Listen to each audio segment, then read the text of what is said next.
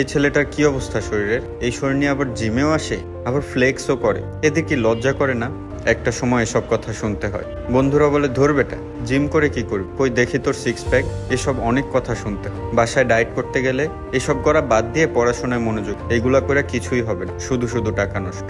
আমি জানি কম বেশি আমরা সবাই কখনো না কখনো এই ধরনের কথার শিকার হয়েছি, কিন্তু এসব কথা শুনে সেদিন যদি থেমে যেতাম তাহলে আজ হয়তো এখানে আসা হতো না। এখন আর বন্ধুরা আমাকে দেখে জিমে জয়েন করতে চাইতো না, আমার কাছ থেকে ফ্যাট লসের টিপস নিত। এখন আর বাসা থেকে আমার জন্য মিল রেডি করে দিত।